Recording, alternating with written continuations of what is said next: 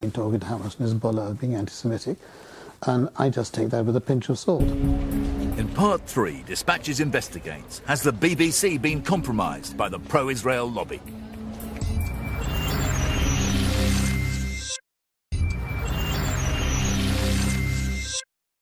Dispatches has been investigating how Britain's pro-Israel lobby exercises its influence and financial muscle today in Westminster, and how critics of Israel's foreign policy in the press get branded as anti-Semitic. But what about the BBC? On the record, BBC executives tell us they've always reported Israel and Palestine without bias. Off the record, former executives and programme makers have told us they've always been aware of pressure from top management over Middle East coverage. Charlie Beckett was a BBC news editor and worked for Channel 4. He now heads a media think tank at the London School of Economics and keeps in touch with his former colleagues. There is a very strong and very active Israeli lobby exercise, both an official Israeli lobby, and of course there is a sizable population who are very sympathetic to Israel and are very active at making their voice heard and putting direct pressure, especially on the BBC. It works because the BBC has no choice, in a sense, but to respond. The Israeli government and another pro-Israel internet watchdog, this one called Honest Reporting, take full advantage of that. Honest Reporting has been in the forefront of efforts to fight the media's institutional bias against Israel.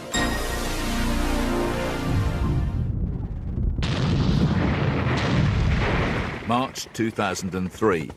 As American and British-led coalition forces invade Iraq, the BBC broadcasts a hard-hitting investigation into Israel's nuclear weapons program.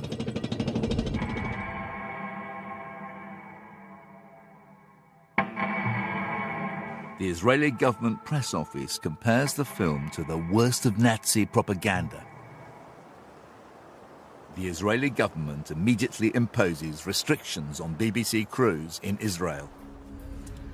When Israel's Prime Minister Ariel Sharon visits Downing Street, the BBC alone is banned from his press conference.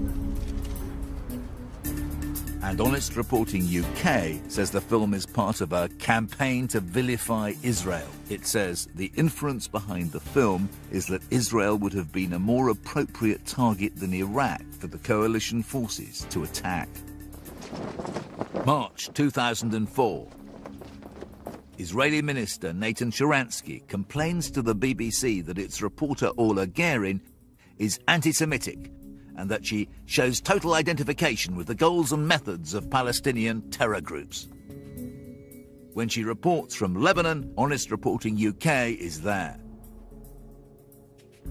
Honest Reporting claims to have 175,000 subscribers. Thousands of them, many from the United States, bombard the BBC with emails alleging anti-Israel bias, BBC staff have told us.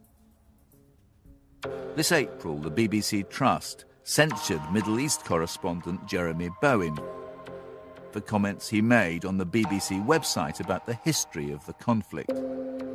We can reveal that a week earlier, the Jewish Chronicle published a piece by Bowen which included exactly the same phrases.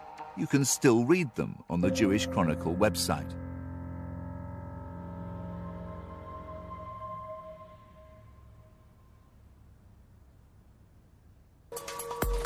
But Camera, the American-based media watchdog which earlier had complained about The Guardian, this time formally complained to the BBC. Then a London lawyer complained. The BBC was forced to investigate. The BBC investigated Jeremy Bowen because they were under such extraordinary pressure. The way that that investigation was perceived by Bowen's colleagues, if you like, in the BBC, was that this was management hoping with one bound to be free from what was very, very intensive pressure, but it struck a chill through the actual BBC newsroom because it signalled to them that they were under assault. Do you think the BBC would have carried out that investigation into Bowen but for this Israeli pressure which you've been talking about? No, of course they wouldn't have done. Veteran BBC presenter Jonathan Dimbleby thought the BBC had caved in. Not only has Bowen's hard-won reputation been sullied, but the BBC's international status as the best source of trustworthy news in the world has been gratuitously undermined. When we approached Dimbleby, he refused to take part in this programme. We can reveal that he too is now under investigation for making the above comments.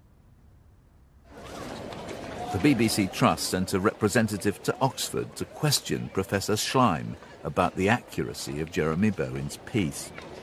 I couldn't fault him.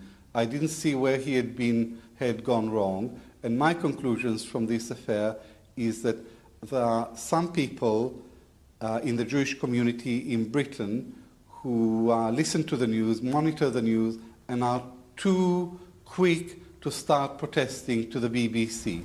Their complaints are usually unjustified. It was time to find out who Honest Reporting UK is, who funds it, and who it represents.